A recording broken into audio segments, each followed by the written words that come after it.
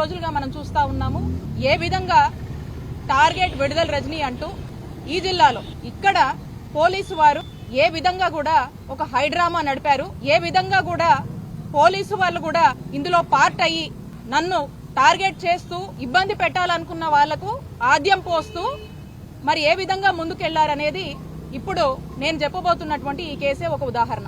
ఎవరో గాలి పోగేసుకుని కట్టుకథలు అల్లి నన్ను టార్గెట్ చేస్తూ నా ఫాలోవర్స్ ని మా స్టాఫ్ ని ఇబ్బంది పెట్టాలని చెప్పేసి ఆ గాలి పోగేసుకుని తెచ్చి ఇచ్చినటువంటి ఒక కంప్లైంట్, ఆ గాలి పోగేసుకొని తెచ్చినటువంటి అల్లినటువంటి ఆ కథ చూస్తే దాంట్లో కూడా నన్ను టార్గెట్ చేసే భాగంలో పోలీసుల పాత్ర కూడా ఆ కంప్లైంట్ రాసినటువంటి రాస్తున్న విధానంలో చేసిన అల్లినటువంటి ఆ కథలో వాళ్ళ పాత్ర ఉందేమో అని నా అనుమానం.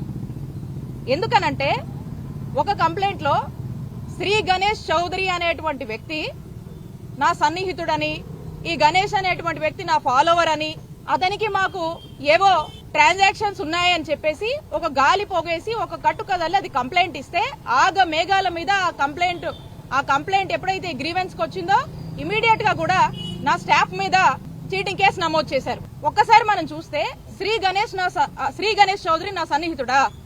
ఎవరి శ్రీ గణేష్ ఒకసారి చూద్దాం. మీరు చూసినట్టయితే ఇందులో ఈ సర్కిల్ చేసినటువంటి వ్యక్తి ఇతను శ్రీ గణేష్ చౌదరి.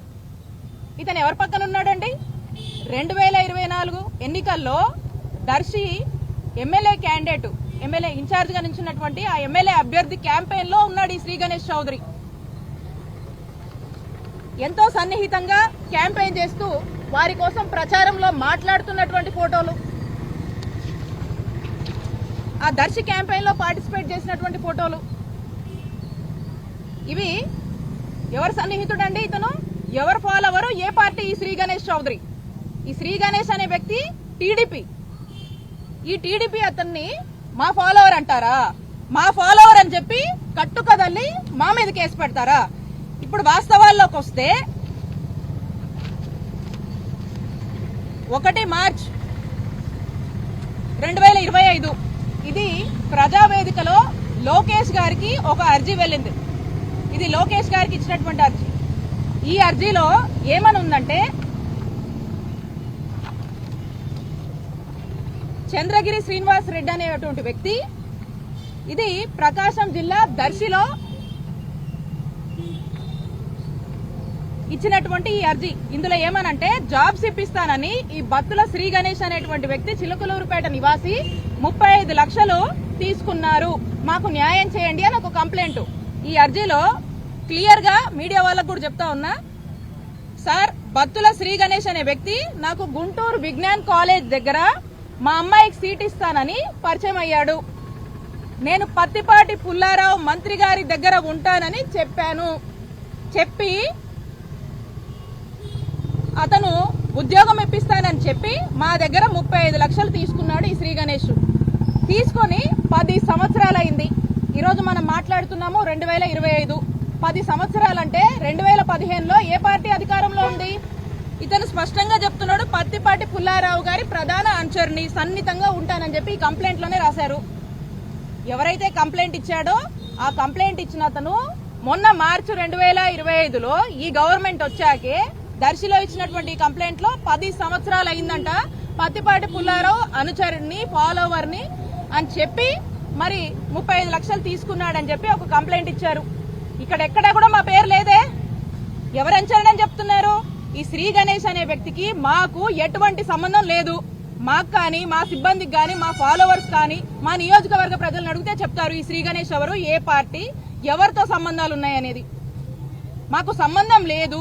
మా పార్టీ కానటువంటి వ్యక్తిని ఏదో ఒక కట్టుకథల్లి ఆ కట్టుకథలో నన్ను టార్గెట్ చేసేందుకు సంబంధం లేనటువంటి ఈ శ్రీ గణేష్ పేరుతో ఎవడో గాలికి ఒక కంప్లైంట్ ఇస్తే దాంట్లో మా మీద కేసులు పెడతారా?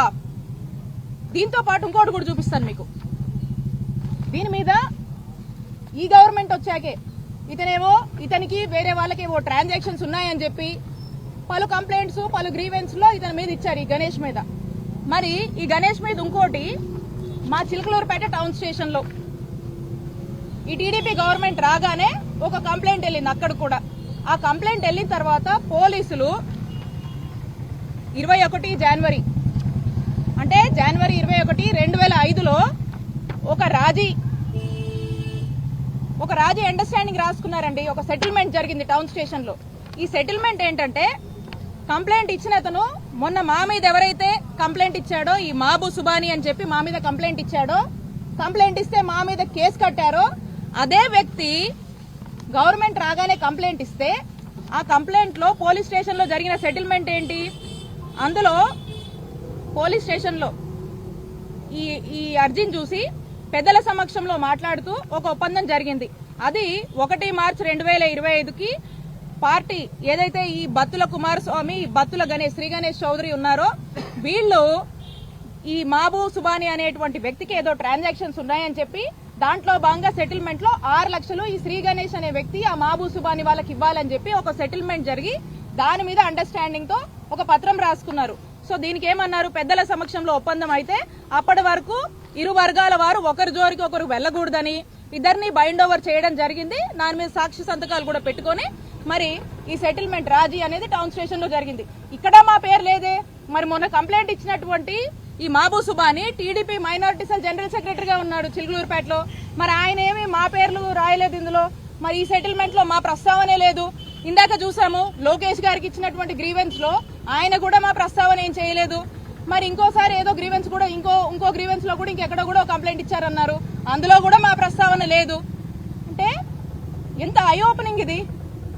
అంటే ఇంత పబ్లిక్ గా మరి ఈ రోజు ఏమైందో తెలీదు, సడన్ గా నన్ను టార్గెట్ చేయాలి, మా సిబ్బందిని టార్గెట్ చేయాలి, మా క్యారెక్టర్ అసాసినేషన్ చేయాలి, రాజకీయంగా మేము యాక్టివ్ గా ఉన్నాము, ఎన్ని కేసులు పెట్టినా కూడా నిలబడి ఎదుర్కొని పోరాడుతూ ఈ రోజు వైఎస్ఆర్ కాంగ్రెస్ పార్టీని చిలుకలూరుపేటలో నియోజకవర్గంలో మోటివేట్ చేసి నిలబెట్టుకొని ఈ రోజు ముందుకు వెళ్తున్నాం. కాబట్టి ఈర్షతో అసూయతో ఆడమనిషి రాజకీయాలు తట్టుకోలేక మరి ఈ విధమైనటువంటి కేసులు మా మీద పెట్టి బెదరగొట్టాలని ట్రై చేస్తా ఉన్నారు.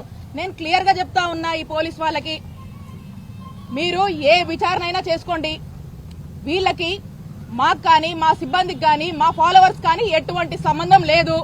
ఇంకా ఇక్కడ ఒక ఆయన బాగా అత్యుత్సాహం చూపిస్తున్నాడు, ఒక ఆఫీసరు, ఆయన ఏదో హనుమంతరావు అంటున్నారు, ఆయన ఆ డిఎస్పీ పేరు.